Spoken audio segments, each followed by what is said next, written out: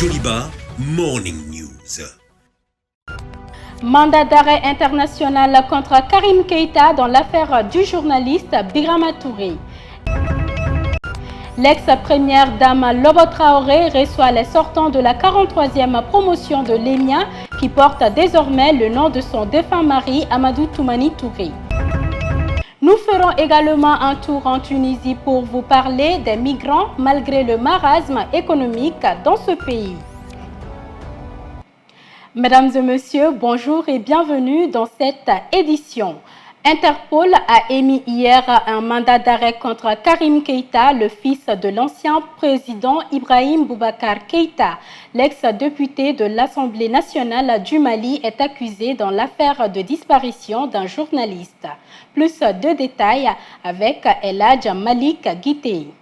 Alors qu'il vit à Abidjan depuis le coup d'État contre son père en août 2020, Karim Keïta fait l'objet depuis plusieurs d'un mandat d'arrêt international dans le cadre d'une enquête sur la disparition de Birama Touré. C'est le doyen des juges d'instruction de la commune 4 de Bamako qui a saisi Interpol, l'organisation internationale de la police criminelle, pour faire arrêter et transférer à Bamako Karim Keïta dans le cadre de l'affaire Birama Touré. L'enquête qui vise le fils aîné d'Ibeka concerne la disparition d'un journaliste âgé d'une cinquantaine d'années, Birama Touré, qui travaillait pour le journal hebdomadaire de Bamako, le Sphinx. Ce dernier n'a plus été vu depuis le 29 janvier 2016, selon sa famille et le directeur de la publication du journal Adama Dramé. Selon ce dernier, il aurait été enlevé, torturé et tué après plusieurs mois de détention. La cause, Birama aurait à l'époque un dossier qu'il présentait comme compromettant pour le fils de l'ex-président Ibeka. Depuis 5 ans, le journaliste a disparu des radars. Estimant alors avoir été diffamé par le Sphinx, Karim Keïta, qui a toujours fermement démenti cette implication, avait porté plainte en 2019 pour diffamation contre le directeur du journal Adama Dramé et contre un autre journaliste d'une radio privée de Bamako pour avoir permis à Dramé de s'exprimer sur l'affaire sur son antenne. Cette plainte en diffamation avait toutefois été jugée irrecevable pour des questions de forme par la justice malienne. Le directeur du Sphinx, craignant pour sa sécurité, a depuis lors trouvé refuge en France. Des protestations avaient alors éclaté, dont celle de plusieurs organes de médias, mais sans succès. Cette décision intervient à un moment où la population est de plus en plus exigeante en matière de justice. Karim Keïta est-il coupable ou pas? On ne saurait le dire à ce stade de l'enquête.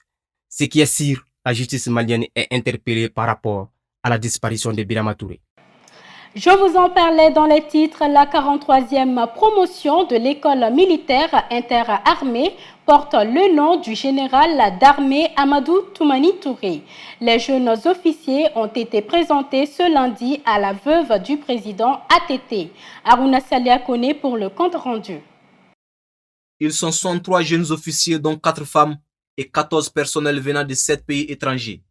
Leur promotion est baptisé fait général d'armée Amadou Toumani Touré. Dans une brève allocution, la veuve du président ATT a salué la démarche avant de rappeler des qualités de son défunt mari. À vous, jeunes officiers, je veux que vous sentiez toutes et tous désormais comme des membres à part entière de la famille Touré. Vous avez choisi un parrain qui laisse à la postérité l'image d'un soldat patriote, pénétré d'un sens profond du devoir, d'un homme humble, patient et persévérant. Qu'Allah bénisse vos carrières et que la cohésion et la solidarité règnent au sein de la promotion. C'est une fierté pour les jeunes officiers de porter le nom du président ATT. Vraiment, ça a été un honneur et un plaisir d'être reçu par notre marraine. On a eu la chance d'avoir comme nom de promotion celui du général d'armée, Amadou Toumani Touré. Donc ça nous a vraiment touchés. Il y avait sa photo chez moi. Donc je le voyais, mais j'entends parler de lui, mais je ne le connaissais pas vraiment. Donc, mais depuis le Niger, étant au Niger, dans l'enfance, moi j'entendais parler de lui. Ouais, et c'était un grand homme quand même.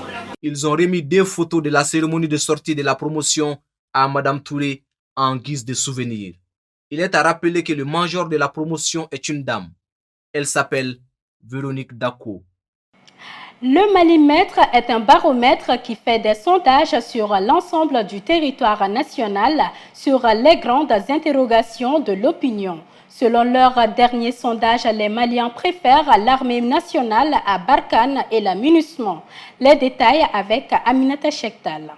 Comme le dirait l'autre, la confiance une fois détruite, détruit avec l'estime l'amour et avec l'amour la paix. Une pensée qui dessine parfaitement le sentiment actuel du peuple malien. Après un accueil en grande pompe, les bras grandement ouverts en 2013, l'armée française fait aujourd'hui face à un lourd sentiment de rejet et de ras-le-bol. Cette confiance portée par le peuple malien il y a de cela 8 ans se trouve être en chute libre depuis quelques mois, ce qui fait monter la cote de popularité de l'armée nationale. C'est du moins ce qui ressort du Malimètre, un sondage qui, malgré l'insécurité et l'inaccessibilité de certaines zones, continue de mesurer l'opinion publique sur l'ensemble du territoire national chaque année. Dans ce sondage réalisé 2 mois avant le coup d'État du 24 mai, auprès de 2258 personnes réparties dans les 11 capitales régionales du pays, les forces armées nationales remportent l'adhésion massive des sondés avec un ratio de satisfaction qui culmine à 93,3%. Avec la guerre circonscrite à la partie nord du pays entre 2012 et 2015, qui s'est ensuite étendue au centre et glisse désormais vers le sud, des jeunes se retrouvent sans perspective d'avenir et des agriculteurs souvent privés de l'accès à leurs champs par les groupes armés. Cette guerre qui était au centre des enjeux et du plein succès de la France au Mali a fini par être la cause de leur rejet. On se rappelle encore de la ferveur avec laquelle l'ancien président français, François Hollande, avait été accueilli le 2 février 2013 à Tombouctou. Presque 7 ans après, cette même foule qui était sortie pour applaudir leur arrivée exprime un sentiment anti-français qui fut à l'origine de la marche dite pacifique du 15 janvier 2020. Un sentiment presque de mépris dont la flamme ne cesse de s'attiser depuis lors. Fatigués de voir l'insécurité progresser malgré une forte présence internationale, 28,6% des Maliens sondés disent ne faire confiance à aucun des acteurs internationaux pour stabiliser le pays, pendant que 73% reprochent à Barkhane de ne pas protéger les populations contre les violences. Avec 15 000 casques bleus au sein de la MINUSMA, 5 100 soldats français au sein de la force Barkhane et 5 000 hommes de la force conjointe du G5 Sahel, le problème sécuritaire ne cesse de s'atténuer. En 2013, lorsque les soldats français arrivaient pour prêter main forte à l'armée malienne, le conflit était centré au nord. Aujourd'hui, avec toute l'artillerie déployée, ni le centre ni le sud ne connaissent une stabilité. La création et les actions des milices contribuent à l'extension du conflit, pendant que le désamour envers les soldats tricolores s'intensifie. Le sentiment anti-français se justifie-t-il avec tout ça? La boîte à Pandore reste ouverte. Le marché malien est débordé par plusieurs marchandises provenant de l'étranger. Parmi ces marchandises figurent les chaussures. Elles sont de plus en plus sollicitées par les clients, ce qui rend la vente rentable pour les vendeurs. Le point avec Adamo Sanogo. À Bamako, certains magasins ne vivent que de la vente des chaussures de la casse. Ces chaussures proviennent de plusieurs pays et elles sont vendues à différents prix. Les chaussures que nous vendons ici, ce sont les chaussures qui viennent de l'extérieur, quoi. En France, en Amérique. Donc pour les enfants, il y a un intervalle de 4 000 à 6 000. Pour les grandes, c'est de 12 500 à 15 000, souvent à 10 000 francs. Parce que les chaussures qui viennent de l'extérieur, c'est les chaussures c'est la qualité supérieure par rapport à ce qui se trouve ici. D'après les vendeurs, ces chaussures de la casse sont appréciées par des clients grâce à leur qualité. Les gens achètent, par exemple, dans les événements tels que la rentrée scolaire ou la fête de Tabaski, la fête du Ramadan, on en bénéficie beaucoup. Les prix sont abordables, il y a des belles chaussures, les friperies, ça a des efficacités. Seiba Mamadou est un jeune friand de ces chaussures de la casse. Selon lui, elles sont résistantes et belles. Oui, moi j'adore beaucoup les chaussures de la casse, car elles sont belles. Elles durent également plus que les autres marques de chaussures.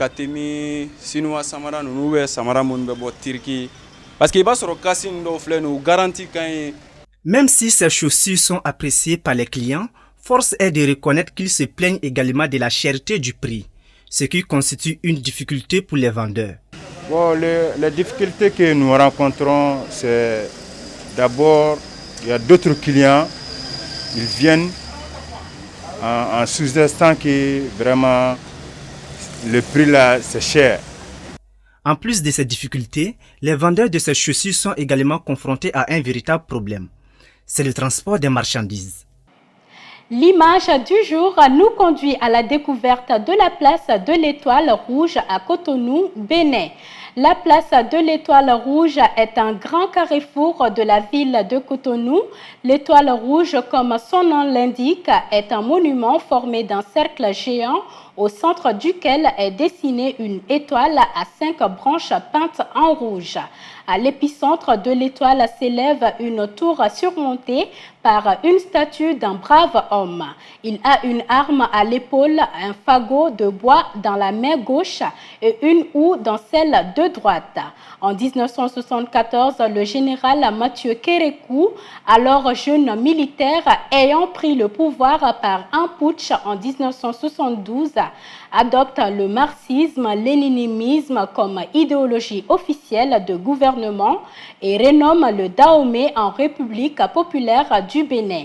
Avec l'ambition de faire du pays le champion de marxisme-léninisme de l'Afrique, il a érigé plusieurs monuments en signe d'empreinte indélébile de cette option politique dont l'Étoile Rouge est la plus grande.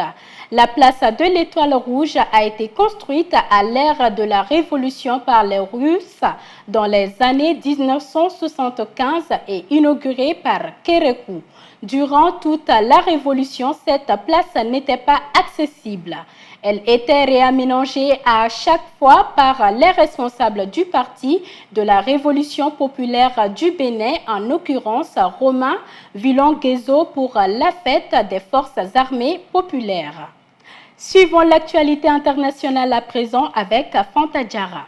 Des hommes armés ont attaqué dans la nuit du dimanche 4 au lundi 5 juillet une école d'État de Kaduna dans le nord-ouest du Nigeria, kidnappant 140 lycéens vraisemblablement pour les échanger contre une rançon, a indiqué un responsable de l'établissement. Le chiffre n'a pour l'heure pas été confirmé par les autorités.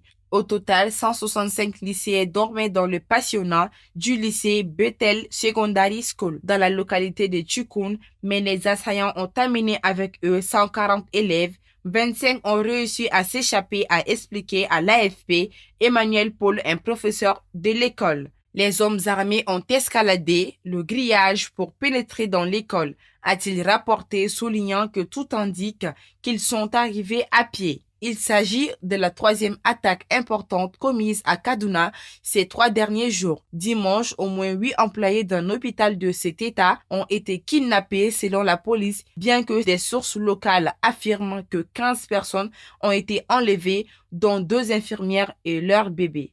Récemment, ces groupes criminels se sont lancés dans des attaques visant des écoles et des universités, pratiquant des enlèvements de masse d'élèves contre rançon. Plus de 1000 enfants, adolescents ou étudiants ont été enlevés depuis le mois de décembre et certains sont toujours aux mains de leurs ravisseurs. Au premier rang d'une petite salle de classe, 3 femmes de nationalités différentes assises à leur pupitre apprennent le français malgré la chaleur écrasante à Médinine. Dans le sud de la Tunisie, des associations s'efforcent d'intégrer les migrants. La Tunisie, en grande souffrance économique, peine à répondre aux attentes sociales de sa propre population, mais des associations et ONG parviennent à offrir quelques services aux migrants dans le besoin. Depuis 2011, le nombre d'étrangers venus d'Afrique subsaharienne a beaucoup augmenté dans le sud de la Tunisie. Frontaliers de la Libye, des travailleurs chassés par le conflit libyen, des immigrés en quête d'opportunités économiques ou encore des candidats à l'exil. Rien que ces 6 derniers mois, plus de 1000 personnes parties de Libye vers l'Europe par la mer secourues par des bateaux tunisiens ont fini leur course en Tunisie. Un chiffre en très nette augmentation selon l'Organisation internationale des migrations, OIM. 2 foyers gérés par des agences de l'ONU y ont été installés entre 2014 et 2015,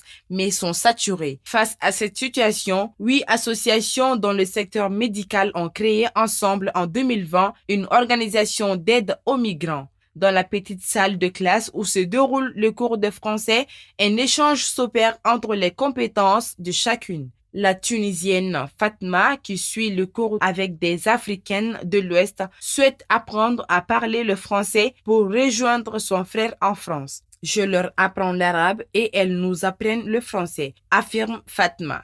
En mai, le Premier ministre Hichem Mechichi avait martelé que la Tunisie ne sera pas une terre d'asile, rejetant la création de centres d'hébergement pour les migrants irréguliers en transit comme réclamé par l'Union européenne.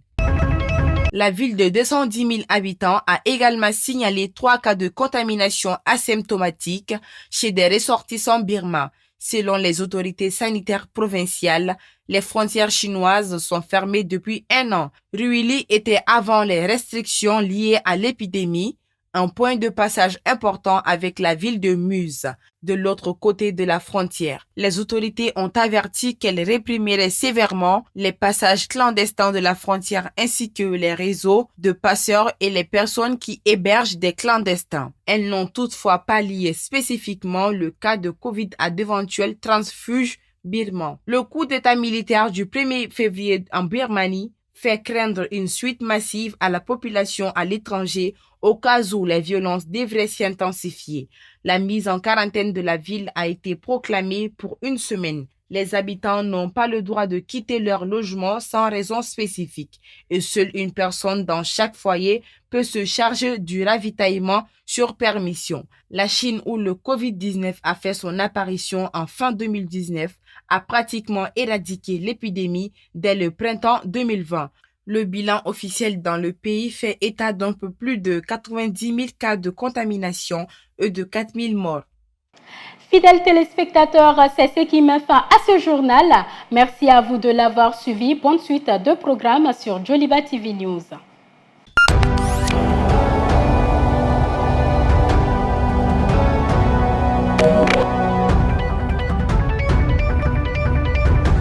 Joliba Morning News.